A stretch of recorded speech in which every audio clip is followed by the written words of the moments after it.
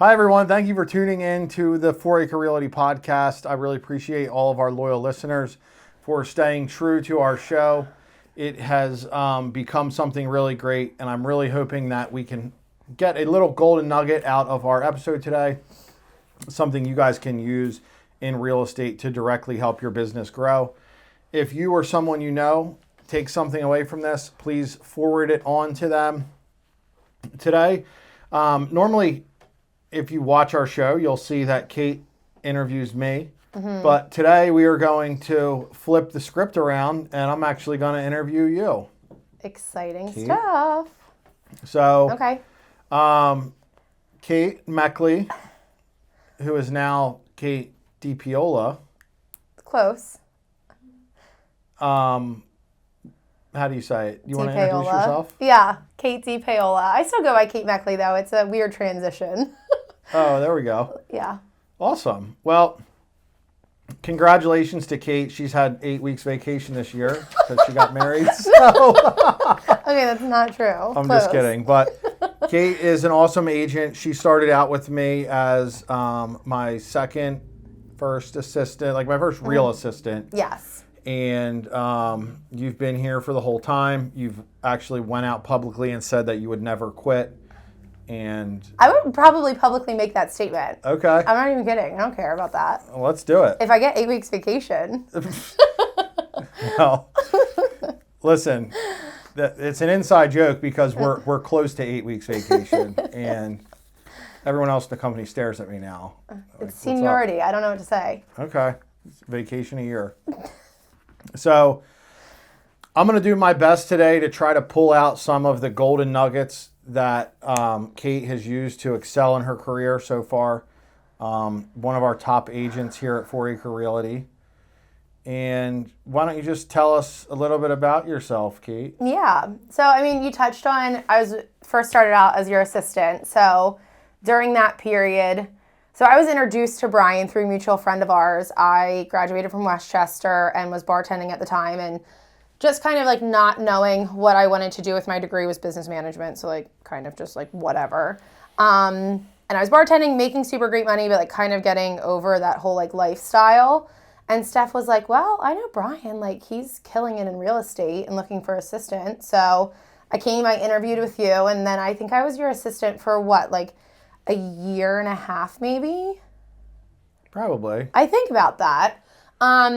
And obviously, like, during that time, it was, like, a really nice, well, it was kind of like a crash course into real estate, but also I could ease my way in rather than just, like, going straight to representing clients and not having any idea, like, what I'm doing.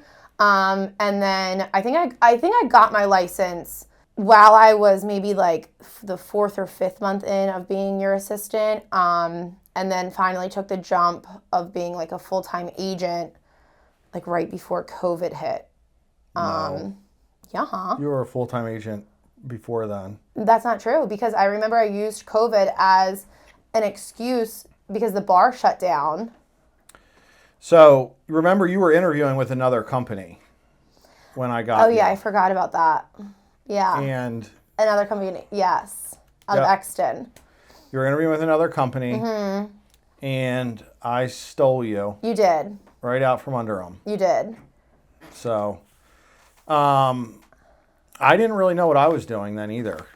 You kind of didn't. No, I didn't have a clue. I remember you had me, like, we were doing a lot of... I was like a year and a half in. Yeah, we were doing, like, a lot of, like, the probate lists, calling them, writing them letters. What else were we doing at that time?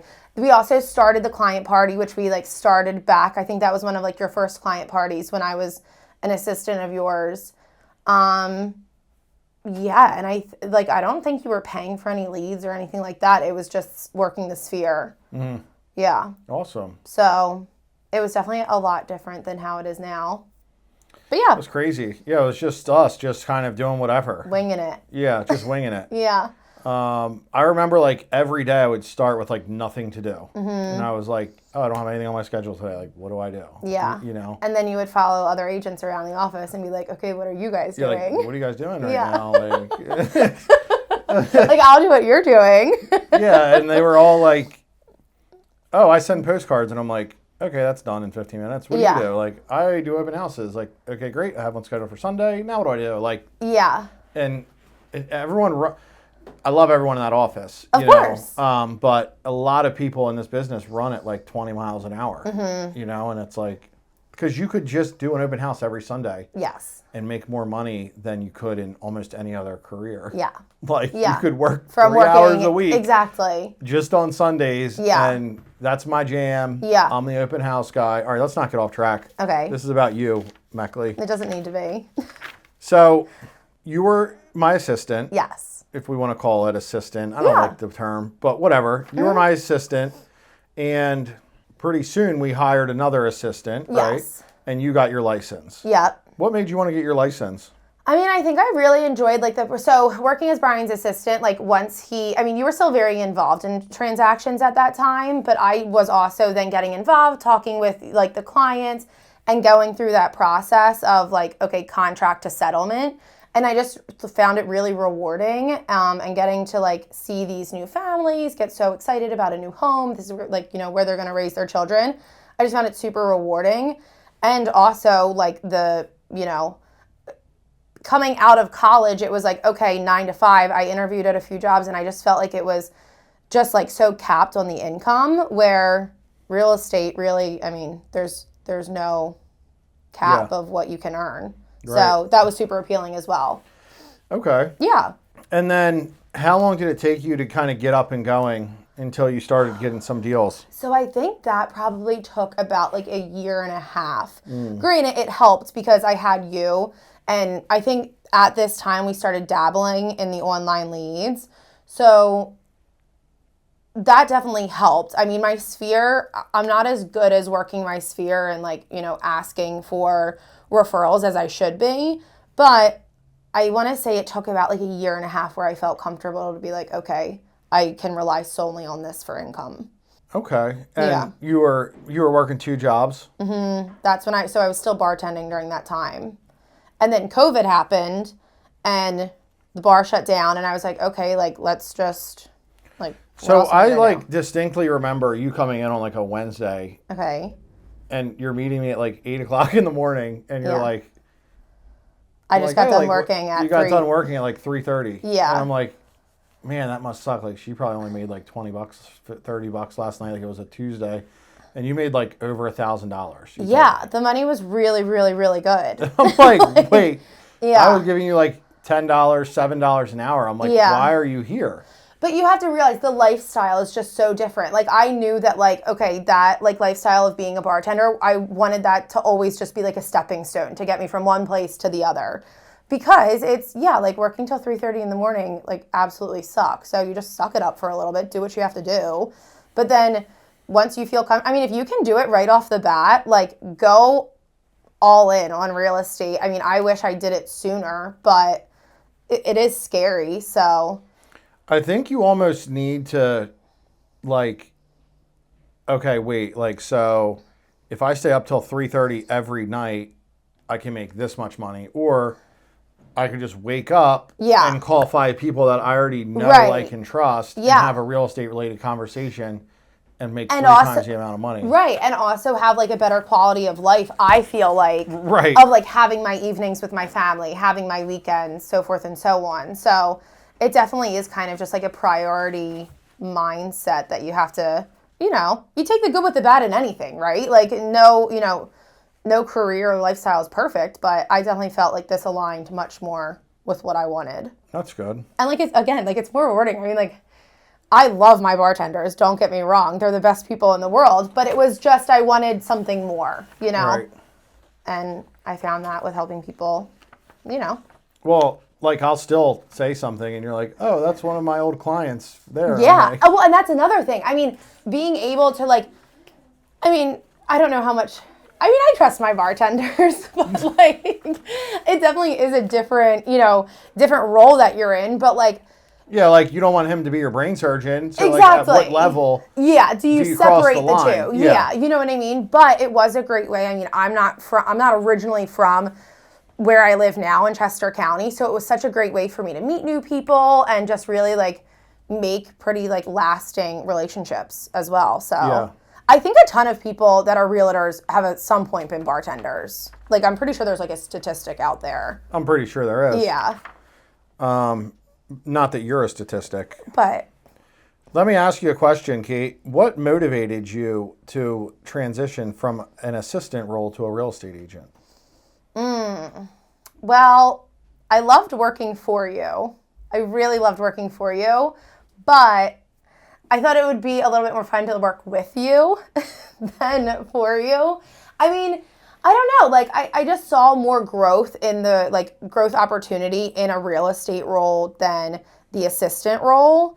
And again, like, kind of just having, like, boots on the ground, being out, you know, in the car showing homes rather than being on the backside. I mean, again, there's pros and cons to both. Like, I really liked the assistant role of, like, the organization where you have the contract dates, you're following up, you're, you know, scheduling things like that. But I also wanted just like the excitement of being out boots on the ground with clients. Right. And there's just so much emotion of, like, clients when they go through a home that, like, I was just having this conversation with one of my buyers the other day. Like, I had to tell her, like, because she was like, you know, I don't really think I'm going to like this home. Like, I don't want you to think that I'm wishy-washy, but I just want to go through it. And I'm like, listen, that's totally fine. Like, we are kind of on, you know, this journey here together that we just have to go through it. I said, there's plenty of homes that you send to me, and I'm like, I know that you aren't going to like this house because I'm able to take the emotion out of it. But you really do see, like, your clients go through this emotional, you know, coaster when they're touring homes. So I like it. Yeah. I think it's nice to be that sounding board. That's awesome. Yeah. I'm just going to keep moving. Please. Because I know that I just ramble. forced you to do this 10 minutes ago. So A little bit. let me ask you, Kate. Yeah. And remember, what I'm trying to do with this podcast is I want to kind of sculpt what I want this to hit somebody who was in the position you were. I know. Because you've had a lot of growth in your Yeah. career. Do you remember a pivotal moment where you said, you know what, like, I don't know if it was I'm going to start treating this like a career or if I'm going to really, like, I can do this, and you gained confidence? I mean, I think definitely, and I'm not trying to, like, discredit anything that I've done, but, like, having the right leader, being you, makes all the difference in the world. Like, I don't think that I would be where I am today, like, if I didn't have you, one, as a leader, two, as a friend, kind of, like, even making me prove to myself that I am capable of these things. But I do think it was kind of like I went through a point in my relationship where I took a little bit of a break. I got my own place, and I was like, oh my gosh, like, I need to, like, pretty much be like my own human being right now. Right. Like, I really can't rely on anyone else. So I definitely think that was a part of it where I was just like, okay, like, you know, if it's not now, then it's never. So you might as well just dive into it. And unfortunately, I think sometimes we need things to, like, kind of, like, to hit the fan for us to really commit to something. But if you can try and have it not be that way, then I feel like that growth would just, you know, take off even faster. Yeah, it's kind of crazy. Like, when your back's against the wall, Yeah. you somehow figure it out. Right. You know? But imagine if your back isn't against the wall and you can just kind of, like, be, like you said, you know, confident and secure, and I don't know, I feel like maybe you would just move even faster. But the confidence just kind of came with time, more so than anything. Yeah, I feel like also learning that sometimes it's better not to say anything at all. Because I know, like, when I get nervous or if I'm in front of a client that maybe I'm a little bit intimidated by, I used to overcompensate for you're that. Giving showing tips now.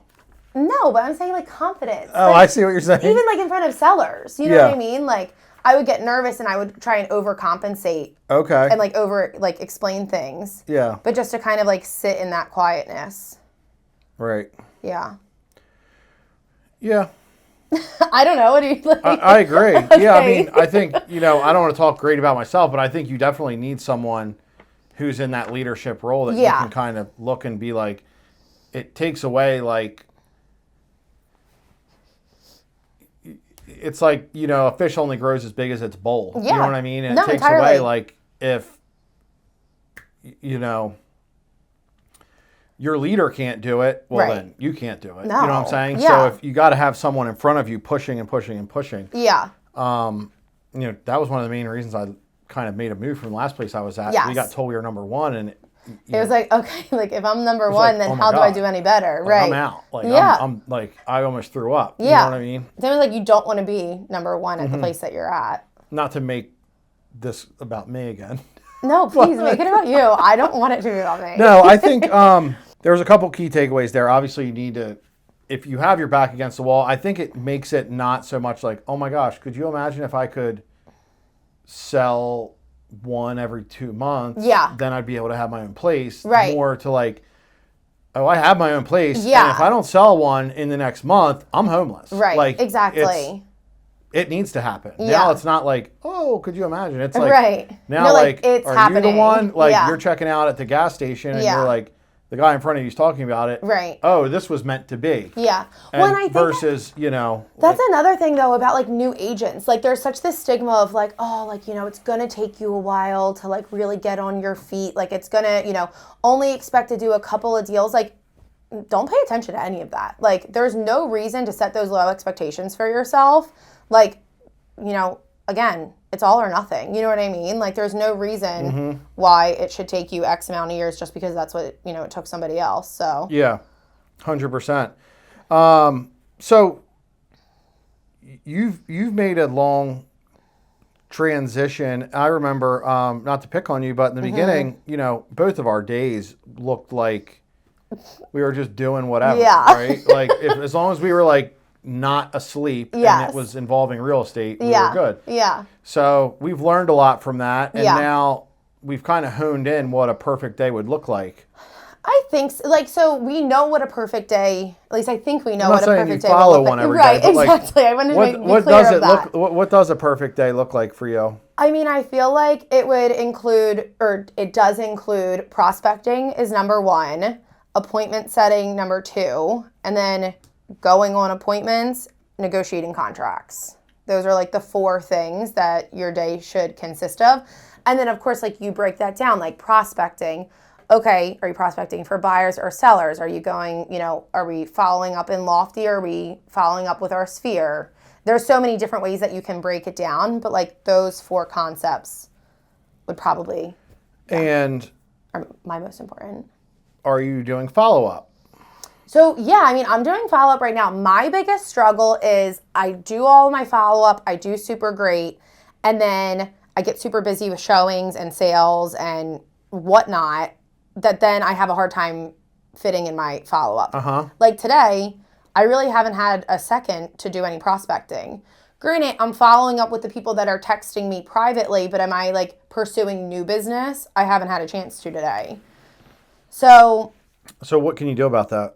I think I just need to be like a little bit more diligent of like, okay, see the thing is though, is tell me I'm wrong, but like I just had those two showings, right? So we like had our company meeting this morning and I had those two showings. Could I have sent a showing agent on them? Maybe, but like it was the first time meeting that one client and like it was a pretty great like price point, so I didn't want to do that. And then the first one in Hokies and I could have. So, or I could have just said, hey, listen, I have this time set, like I have another appointment during this time. That's what I should have done. Exactly. I should have said, I have another appointment during this time. Can we do this evening or what have you? That's what I should have done. And that's a wrap. No, just kidding. Yeah, I mean, I think prospecting is an appointment. It needs to be. And I need to start treating it that way when I'm talking to when I'm talking to my clients about it. Yeah. I mean, it's time you've set aside to work on your business. Yeah. And it's a necessary, Yeah. it needs to happen.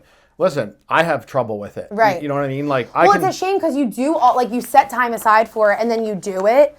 And then it's like, oh my gosh, like it's like hanging, like the opportunity's right in front of you now. You want to run towards it because you just worked hard to get it. But it's like, oh no, like I still need to do this. So, Right. But I have to. You have to. Yeah. Because like you can get your prospecting and your scripts and stuff down. Well, in a perfect world, within 10 minutes, you've got a hot buyer on the phone and they want to see a house. Yeah. Okay, well, what do you do? Yeah. Stop? No. Exactly. You gotta schedule keep it going. for, once your current appointment, like you're finished your current appointment, which is prospecting. So, how do you balance your workload between personal life and work? So we already touched earlier on my vacation time this year. So this year, it's been a little bit difficult. But I mean, I don't know if I'm the best person to answer this because, like, me and Kenny, like, we've both been in our, late 20s with no kids, just focusing on our career, right? So, and he works a ton. He's self-employed. So it's pretty easy. But I think, truthfully, like, closing out your day is so helpful to having a work-life balance that I feel like if you close out your day, like, that is a cure-all. What does that mean? Just like closing out your day, like making it, a time block in your calendar of following up with any agents or clients that you have to, answering your emails, and then setting your schedule for the following day. Like, that's pretty much you hitting time clock card. Right. I'm out. Yeah. You're done. Yeah. And then 10 minutes later, a client texts you on your back. I know. And then it's like, okay, just this one text is fine. Yeah. How do you build and maintain strong relationships with your clients? I feel like I feel like you might not realize you do it, but like you're really good at breaking the ice and making people feel like this is a fun kind of. Right. Yeah. I mean, I think just like being yourself, really, of just like we're just both people here. Like, you know what I mean? Like, it's, I don't really know. What's the question? Well, I don't know. What was it? I know what it was. I think it was maintaining relationships. I'm not reading from here. Oh, yeah, I did read it from here. Yeah, how do you maintain relationships? Well, I said how do you maintain relationships with your clients, but I think what you're good at is when you talk to a stranger, and that's something I have a hard time teaching. It's like, like how you just laughed a little bit after we didn't know what to say. It's like, that's part of it. Yeah. Yeah, you can be like a little silly goofy if that's what you're saying. But like, I think you need to. I mean, yeah, and then also, I mean, that comes with like being like friendly, building rapport, and then also learning like what their motivation is, right? Like when you go to a house or when you're on the phone with someone for the first time, like, oh, like, are you from the area? What do you do for a living? And just like building on like what makes us human. That's really it. And yeah, just building rapport, asking questions. Yeah. Making them feel comfortable, kind of laughing. Yeah. What have you been doing for lead generation? I know. So again, with that being like, I'm really lucky to work with Brian, where like he pretty much like does all of that for the most part. That's not true. You're doing a lot of lead generation. I mean, but you have all of the systems set up for us in terms of like the online leads, where they come through, the smart plans, the drip campaigns, etc. Okay. What about aside from that? Like when we get a listing. I mean, when we get a list. So you're prospecting to for sale by owners. Of course. Okay. So say that. Okay. So yeah. So what do you do with for sale by owners? I call them and I ask them if they're planning on interviewing, like. But you've gotten some pretty good conversations and appointments. Yeah. Have you got any listings from it? Yeah. Okay. I think I got like 3.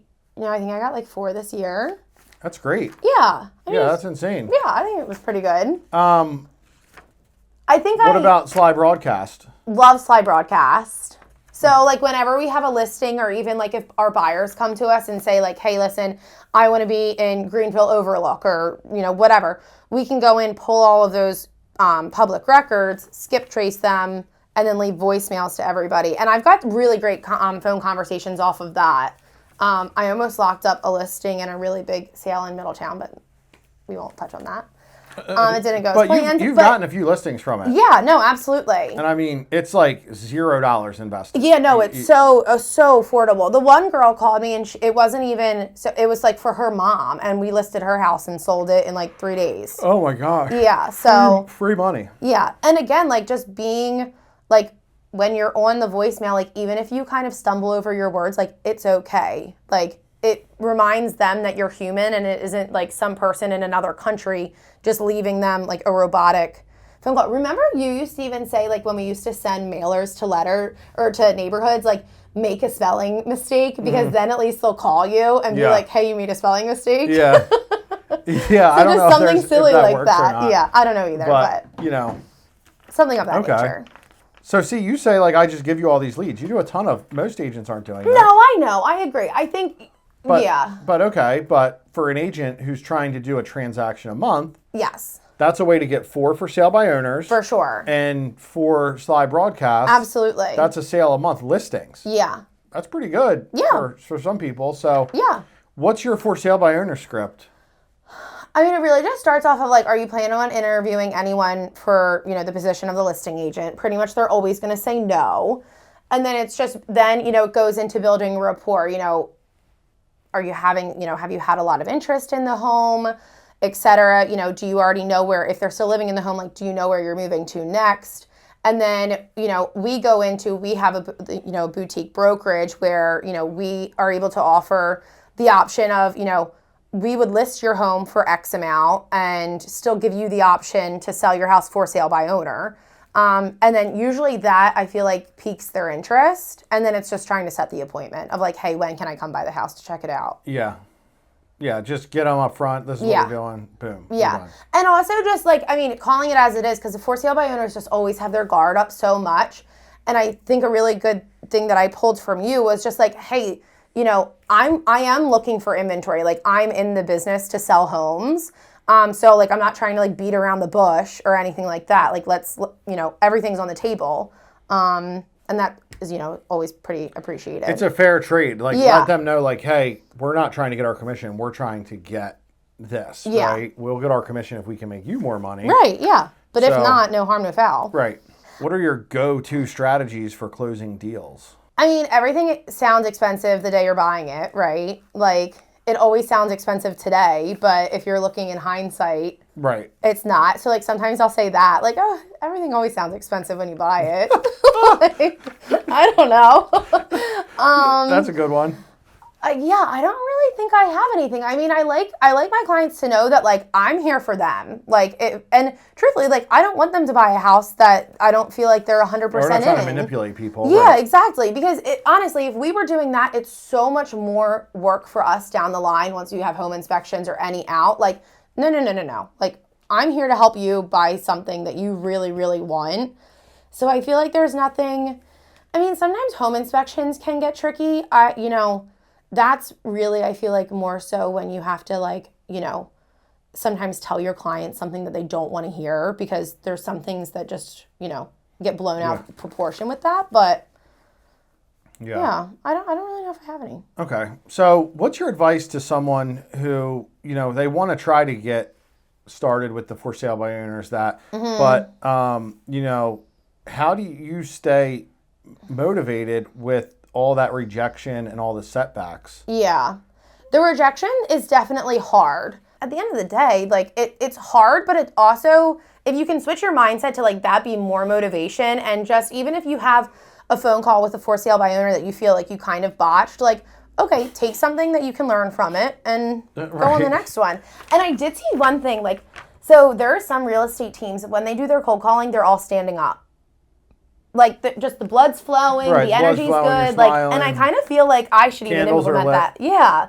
Like, just setting the right tone for, like, put some music on in the background. We had a company meeting today. There literally was, like, New York club music playing in the background. I mean, don't know. I almost had an anxiety attack. yeah, no, same. But, like, that vibe. It was relaxing piano was the station, but It was not somewhere relaxing we got piano. yeah. What is your most valuable lesson you've learned in real estate so far? And why is it to join the Brian Foraker? Probably the most valuable lesson would probably be, like, just making sure that you're actively listening to your clients, because there's so much that goes unsaid, especially with buyers and sellers, really, of just actively listening to them and making sure that, like, their needs come before anything and everything. That would be, like, one thing on the sales end, of just, like, making sure that you know how to actively listen.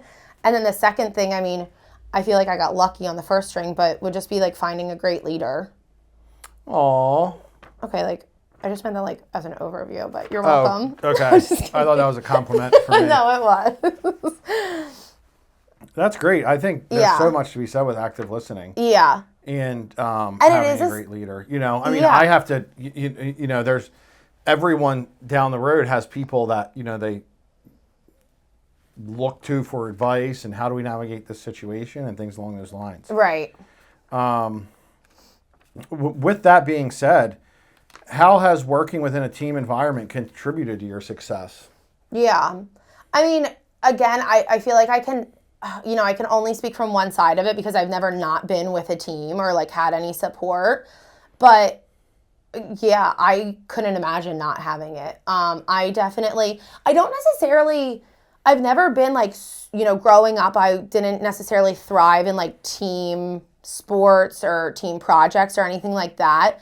But so I was a little bit hesitant when we were building our team of like, oh, like how is my personality going to mesh with others? But I think just knowing that you don't necessarily need to mesh with everyone, you just need to be able to learn from their experiences and what they're doing. And then either, like decide to like love them and be friends with them, or just do your own thing and just take what you can out of what everyone else is doing.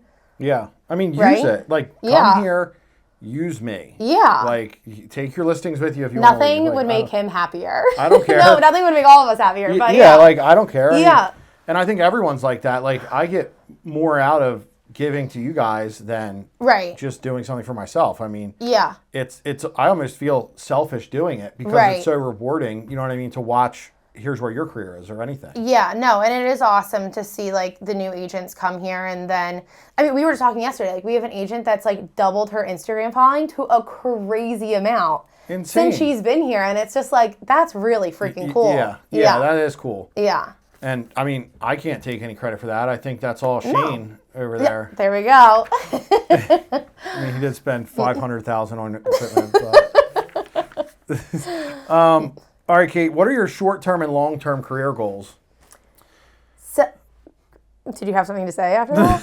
You took a breath. No. Okay. I was just gonna say, like, what's your goal for this year? So it's a little bit different, right? Since like I have a goal, like as me being a salaried agent for you, but for the rest of the year, I would love to hit 50 deals, and that's Total for the year or for the rest of the year. In the second half of the year. Yeah. Yeah, And I'd love it. That's a bit ambitious, but like let's be ambitious. So that would Why be is like it ambitious? I don't know. It's just more than I did in the first half of the year. Okay. Yeah. Well, that's why you've it's always ambitious. grown every year. Yeah. So let's But just try. We've got some ISAs. We've got some good leads. Right. You've got some good stuff going on. Yeah, no, totally. So I think that would be like short-term goal. That would be super killer. What would that be total for the year? I'm not good at this. I don't know what I've sold so far. Yeah, I don't know either. I need to be a little bit better at that. Yeah. Okay. How do you plan to continue growing and evolving in the real estate industry? I feel like probably just growing and evolving as a person goes kind of like coincides with like my career in real estate. I definitely would like to work a little bit more on like focusing on my relationships and building like my personal sphere and past clients. And also like my social media. Listen, you're married now. Like I know. you should be. You just got a sphere, a whole nother sphere. I guess, yeah. So Yeah. get up in there. No, I know. What are you doing? I need to do it. Yeah. So, and then like social media is kind of like my Achilles heel. Like I really don't like it, but it's super valuable and like it is nice. Like when I interact with people on social media, like I remember how nice it is and like friendly it is to do it. I just get in my head about it. So. All right. Yes. I'm moving on. No, I know. What are the top 3 pieces of advice you would give agents looking to increase their production from the 3 to 10 deal range to a higher level? Yeah. So I would probably say definitely focus on who your leader is, right? Make sure that your leader is like far exceeding what you're doing and you can grow from them and learn from them. Second thing would be just to go all in. I mean, if you're doing 3 to 10 deals, I mean, I don't know if you're a full-time agent or not. Are 3 to 10 deals like full-time agents? Mm-hmm. Yeah, okay. Probably just to buckle down more on like your, on your relationships and getting referrals from them. Go ahead. So, I mean, let's close our eyes for a minute. There was a point where you were doing 3 deals. Mm-hmm. Right? Yeah. What did you do? I went full-time. Okay. Yeah. That was the difference. Like I quit the other. To get to what, 10? But but what did you do to get from that to like when you were doing like 25, My 50 a schedule. deal? My schedule and like actually treating this like a career of like a job that I go to. Every day. Yeah, every day, not just, oh, like I sell real estate for fun. So Okay. definitely like treating it like a career, having a schedule of like what your work life, what your work is going to consist of throughout the work week. Okay, so that was my second one. And what's my third one?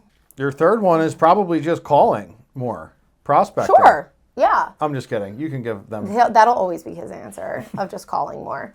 I mean, you need to contact more people. Yeah. I mean, I think. Well, and no, we'll go back, and that touches on like really buckling down with your current relationships, making sure that like you're touching all of those people throughout the year, and just building on that. Love it. Yeah.